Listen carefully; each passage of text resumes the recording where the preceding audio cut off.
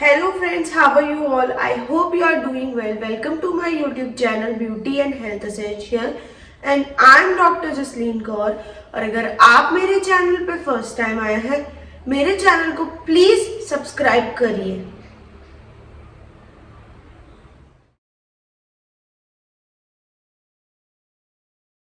आज मैं आपको जो day to day lifestyle problem लोग फेस करते हैं उसके बारे में बताऊंगी एंड वो है कॉन्स्टिपेशन। जनरली लोग वंस अ डे या ट्वाइस अ डे जाते हैं, कभी कभी कुछ लोग 2 दिन में 1 टाइम भी जाते हैं, that is also normal. But अगर एक वीक में 3 टाइम से कम स्टूल पास होता है तो हम उसे सिवियर कॉन्स्टिपेशन में गिनते हैं एंड उसका ट्रीटमेंट लेना बहुत जरूरी होता है और एल्स ये कॉम्प्लिकेशंस कॉज कर सकता है। Symptoms of constipation are we feel very uneasy, bloated stomach हो जाता है, भारी भारीपन लगता है, कुछ खाने का मन नहीं करता, अनईजी फील होता है और बच्चों में क्लिंचिंग ऑफ स्टमक होता है एंड कभी कभी वॉमिट टाइप भी फील होता है। Constipation is the problem faced by everybody, infants, adults, children's and everybody. ये बहुत कॉमन प्रॉब्लम है जो सब लोग फेस करते हैं and main cause of constipation होता है लैक ऑफ वाटर। अगर हम वाटर का इंटेक बहुत कम लेते हैं जिसकी वजह से जो स्टूल होती है वो बहुत हार्ड हो जाती है, क्योंकि जो हमारा कोलोन होता है उसके अंदर भी एब्जॉर्प्शन होता है वाटर का, तो और ज्यादा वाटर एब्जॉर्प्शन हो जाता है और हम कम इंटेक करते हैं तो हार्ड स्टूल पास होती है। So to avoid problems such as constipation, आपको 2 to 3 litres of water daily पीना चाहिए एंड ये बहुत कॉमन चिल्ड्रंस के अंदर इसलिए होता है क्योंकि जब उनको अर्ज आती है तब वो अवॉइड करते हैं, they stay busy in watching television और प्लेइंग। इसलिए चिल्ड्रंस को प्रॉपर टॉयलेट ट्रेनिंग देनी चाहिए दैट अगर उनको अर्ज आए so they should immediately go and do washroom. इसका नेक्स्ट एंड मेन कॉज ये भी है eating a lot of junk, oily and packed food और मेनली मैदा, जैसे ब्रेड, पिज्जा, बर्गर जिसमें ब्रेड होता है वो मैदे का होता है। ये सारे जो फूड होते हैं एंड इवन नॉनवेज खाने से भी कॉन्स्टिपेशन बहुत ज्यादा होता है। जो ये सारा फूड होता है पैक्ड एंड जंक फूड, उसके अंदर फाइबर्स नहीं होते, इसलिए हमें फाइबरस फूड खाना चाहिए, जैसे जो ग्रीन लीफी वेजिटेबल्स होते हैं and fruits such as orange, उन सब के अंदर बहुत हाई अमाउंट ऑफ फाइबर होते हैं। जो फाइबर होते हैं वो गट की मोटिलिटी को इंक्रीज करते हैं एंड एक बल्क फॉर्म करते हैं जिसकी वजह से कॉन्स्टिपेशन नहीं होता। कॉन्स्टिपेशन के अदर कॉजेज ये भी है जो हमारी सेडेंटरी लाइफस्टाइल होती है एंड इरेगुलर ईटिंग हैबिट्स, मतलब कोई भी टाइम पे खाना, रात को खाना, ये सब। एंड इवन जो ओल्ड एज लोग होते हैं, ओल्ड एज पीपल होते हैं, उनकी जो मोटिलिटी होती है वो थोड़ी कम हो जाती है एज की वजह से, जिसकी वजह से उनको कॉन्स्टिपेशन थोड़ा कॉमनली रहता है। एंड कभी कभी सिटिंग पोजीशंस, अगर कॉन्टिन्यूसली रॉन्ग सिटिंग पोजीशन की वजह से भी कॉन्स्टिपेशन होता है। इवन प्रेगनेंसी के अंदर भी कॉन्स्टिपेशन बहुत ज्यादा कॉमन रहता है बिकॉज प्रेग्नेंट लेडीज को बहुत इनडाइजेशन प्रॉब्लम होती है एंड सर्टेन मेडिकल कॉजेज भी है कॉन्स्टिपेशन के, जैसे जो डायबिटिक पेशेंट होते हैं उनका जो मेटाबॉलिज्म होता है थोड़ा वीक होता है, जिसकी वजह से उनको कॉन्स्टिपेशन की प्रॉब्लम थोड़ी फ्रीक्वेंट रहती है, इसलिए हमें अच्छे से च्यू करना चाहिए। एंड अदर कॉज ये भी है कि कभी कभी हमारा सलाइवा का अगर प्रॉपर सिक्रीशन नहीं होता तो वो डाइजेशन कॉज नहीं कर पाता एंड उसकी वजह से भी हमें कॉन्स्टिपेशन होता है।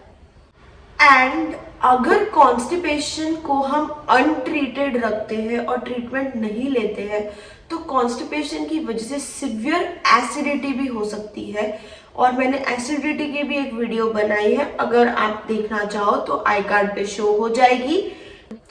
एंड अगर लॉन्ग स्टैंडिंग कॉन्स्टिपेशन है हमें और हम उसे ट्रीट नहीं कर रहे हैं तो इसकी वजह से सिवियर मिनरल एंड विटामिन्स की डेफिशिएंसी भी हो जाती है।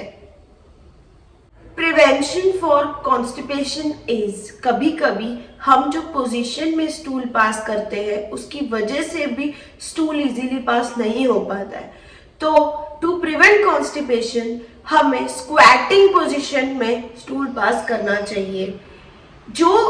और अगर आप वेस्टर्न टॉयलेट यूज करते हो तो आपको अपनी बैक स्ट्रेट एंड लेग्स को स्टूल के ऊपर रखना चाहिए।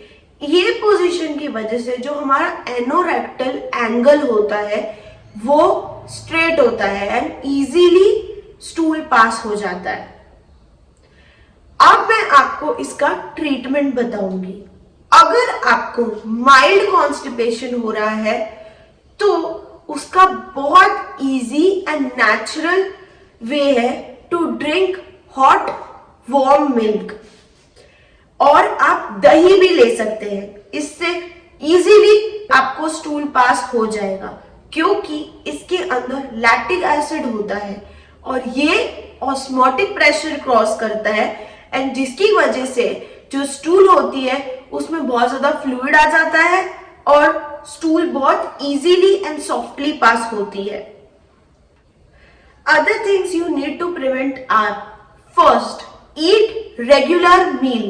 Don't skip meal. Second, drink 2 to 3 liters of water daily. Third is, if there is urge, do not wait. And if you don't want to take milk or curd, you can even eat papaya. Papaya is also a very good source and it relieves constipation very easily. And even flax seeds are also good to relieve constipation, and even hajmola or some hingoli and all, they are also very good to relieve constipation naturally. And अगर आपको indigestion feel हो रहा है and constipation हो रहा है तो आपको इमीडिएटली थोड़ी वॉकिंग करनी चाहिए क्योंकि वो गट की मोटिलिटी इंक्रीज करता है एंड स्टूल को पास करने में हेल्प करता है। एंड जिसको डेली कॉन्स्टिपेशन का प्रॉब्लम है, जैसे जो डायबिटिक पेशेंट्स हैं, उनको डेली एक्सरसाइज या योगा करना चाहिए क्योंकि वो इंक्रीज करता है मोटिलिटी एंड कॉन्स्टिपेशन से रिलीफ दिलाता है। एंड अगर आपको मॉडरेट टू सिवियर कॉन्स्टिपेशन है एंड नेचुरली आपका कॉन्स्टिपेशन क्योर नहीं हो रहा है तो you should take stool softeners या लग्जेटिव, जो एक मेडिसिन या मेडिसिनल फॉर्म में आता है। वो है जैसे डल्कोलेक्स। ये जो होता है ये स्टूल को सॉफ्ट करता है एंड इजीली पास करने में हेल्प करता है। एंड और else you can take Cremaffin syrup. आप रात को 2 या 3 ढक्कन अगर लेके सो जाते हो तो सुबह आपको एकदम normal and easily stool pass हो जाएगा। एंड इन सिवियर कॉन्स्टिपेशंस जहां पे आपको मेडिसिनल ट्रीटमेंट से भी क्योर नहीं हो रहा है तो you should go to a doctor and doctor enema देता है। एनीमा जो होता है वो एक लिक्विड होता है, उसे एनएस के थ्रू दिया जाता है एंड जिसकी वजह से इंटेस्टाइन से पूरा स्टूल पास आउट हो जाता है। एंड जो एनीमा होता है वो मेनली सर्जरीज के वक्त भी दिया जाता है एंड इवन प्रेग्नेंट लेडीज को ड्यूरिंग डिलीवरी भी दिया जाता है। एंड बच्चों में अगर कॉन्स्टिपेशन थोड़ा सिवियर हो जाता है तो उनको भी रेक्टल सपोजिटरीज दिए जाते हैं जो रेक्टम के अंदर डाला जाता है एंड उसके थ्रू स्टूल इजीली पास हो जाता है। Thank you so much everyone for watching my video and supporting me till now. और आई होप आपको मेरी वीडियो पसंद आई है। प्लीज अपने फ्रेंड्स एंड फैमिली को शेयर करिए एंड प्लीज मेरे चैनल को सब्सक्राइब करिए एंड स्टे ट्यून्ड।